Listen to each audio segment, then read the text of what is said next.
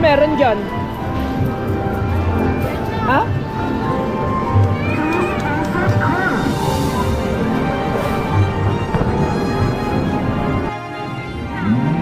Yan o, laban sila ni Mami o guys o. May panic rate o. Ito, may wallet guys o. Oh, may wallet. May laman. Oh. Tingnan natin kung may ano to, pangalan. Walang identification. Me, walang identification. Eh, kung mapapatunayan niya rin naman, bibigay yan kung magkano. So, soli natin to guys. Meron siyang ano, 1,500. Tara, balik natin. Ate, nagbablog ako. Ngayon, nagdadrive yung anak ko. May nakita akong wallet sa ilalim nung asphalt. Baka balikan. Thank you po. Wala. May pera yan ha. Meron niyang 1,000 magkano yan? 570. 1,000. Ayun ang nakita, sir. So guys, kung sino may-ari nito, 1,500. Ito yung picture. Yes. So iso-surrender ko kay ate. Anong name mo te? Kay Kim at saka kay ate Rika. So bro, kung sa'yo to, kunin mo na lang dito ha. Hindi mo yan sa... World of Fun. Ha? World of Fun. So words of fun guys. Ayan, may 1,570. So kung sa'yo to, kunin mo na lang kina ate. Sir, ano mo lang sir? Page mo. Ha? Anong page mo, sir? Rick Aninga TV. Sir! Sir. Sir, nagbablog ako kanina sa anak ko. Pagpunta ko dun sa paa niya, may nakuha akong wallet. 1,570 yung laman. Kawawa naman, tingin ko bata may-ari niyan eh. Sige, sige. Ano, record naman namin to. May CCTV naman. Okay. Nag-vlog lang ako kasi naglalaban yung wife ko tsaka anak ko. Eh hindi maabot ng anak ko yung pedal. Ginanong ko yung paa, nasa ilalim. I-review na lang namin sa CCTV kung kanina. Thank you, sir. Bahala na kayo dyan ha. Anong pangalan mo sir? Ernest po. Ernest. Ayan, nasa kanila guys ha. Thank you.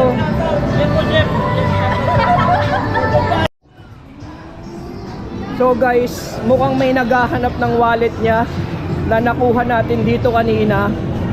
Malamang yun yung may-ari. Tara, puntahan natin. Psst. Nawawala yung wallet mo. Nandun na yung wallet mo. Magkano naman? Magkano laman? May 1K doon, oo, bago bata yun. Tapos may 20 doon, papel. Anong pangalan mo? Naka-vlog ka? Anong pangalan mo? Anong pangalan mo? Ay, vlog, ay vlog. Anong pangalan mo? Ano yung wallet mo? May picture ba doon? Meron. Ayan ba yan? O, ayan na yung wallet mo. So guys, ayan yung wallet ni kuya. Nakita ko kasi naglalaro yung anak ko. Eh hindi niya maabot yung pedal. Nagbablog ako. Ano na nag-vlog? Pagtingin ko nung sa paa niya, nasa baba. Nakasiksik sa loob. So guys, binalikan niya na. Oh. So pagka hindi sa atin, huwag natin angkinin. So yan oh. Ano sasabihin mo kay Ate Kim? Ay, thank you po.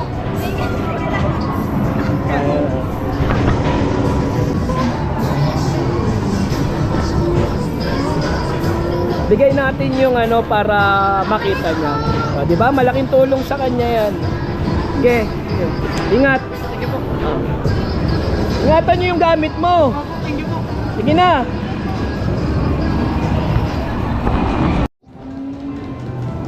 So naglalaro na si Mami tsaka si Kurt.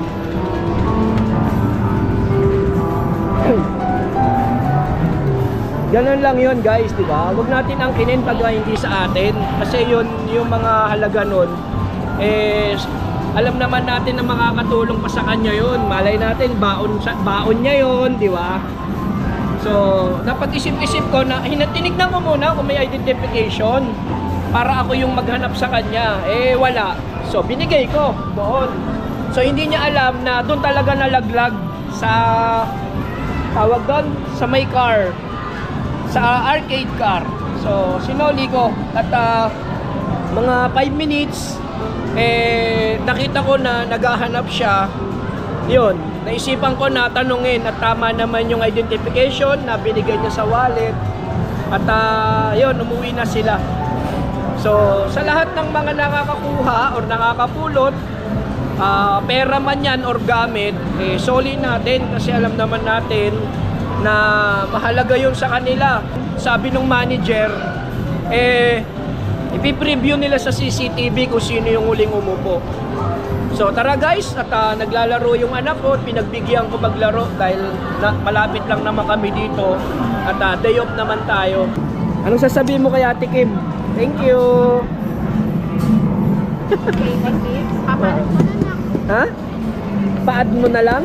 May papalit na yun. So kain na yung bata. May baon kami na Nasaan na yung food?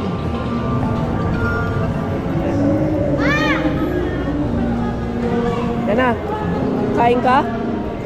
Dito, sawa na siya maglaro dito sa Tom's World.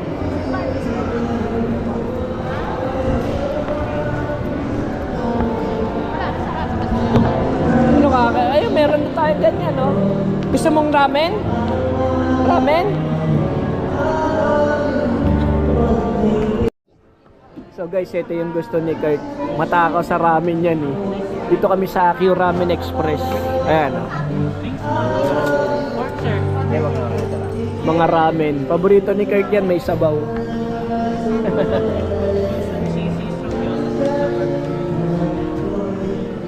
Dito yan palagi kumakain si Kurt sa ramen Ayan. Gusto ko rin kasi may sabaw, mainit, tsaka gyoza. Ayan Pure Ramen Express.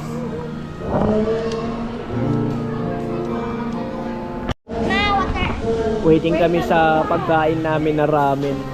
Ayan, nagpabili si Kirk na wek-wek. Tapos meron kami guys, bumili kami kanina ni Mary ng ng sushi. Ito Yan, ang sushi. Favorite namin ni Kirk to Medyo nagkarambola na sa loob guys. Sarap. Ayun Sarap. Yan, dala na ni Mami. Yan, ramen guys Usok yan Kirk Sarap Sarap ba yan? Ha? Naghalo na yung pagod tsaka yung gutom niya. Naghalo na yung pagod guys tsaka gutom kasi galing pa kami dun sa mother ko. Kain na Kirk. Sarap. Hati na lang kami ni Mary dito tsaka to bubusog na. Daming food Kain tayo guys. Kain po tayo. Team Saltik, kain po tayo. Sarap Gyoza, sushi, ramen. Tara, kain muna kami guys.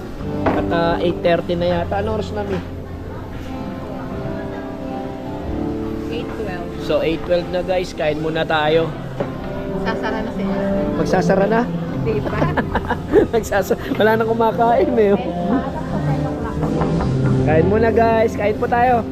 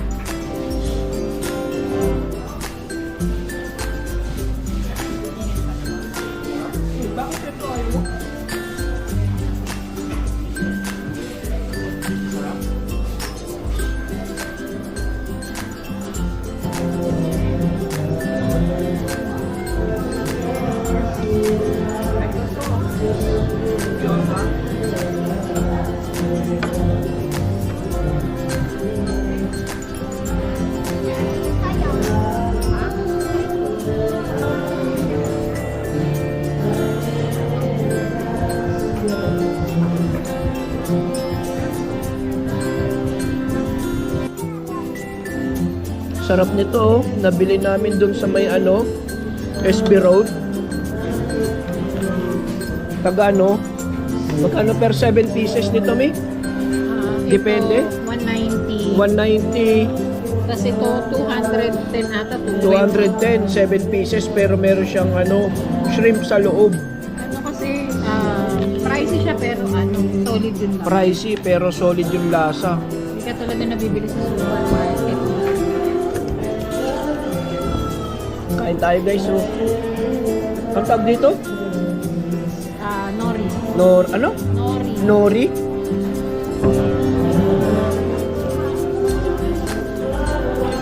Kain si Kurt. Gyoza, oh. Sarap, oh.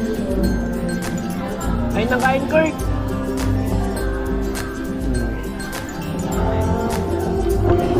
Kain tayo, kain. Kain tayo.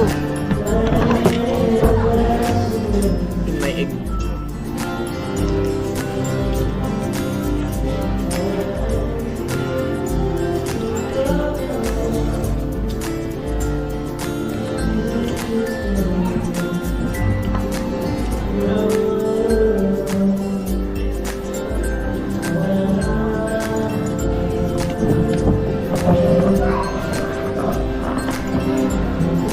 Sarap.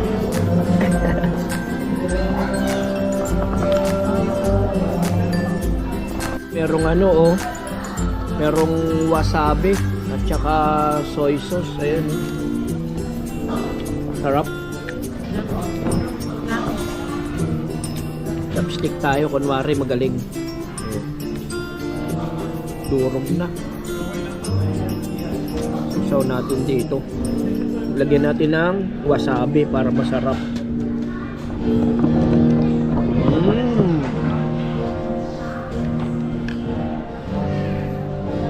Sarap.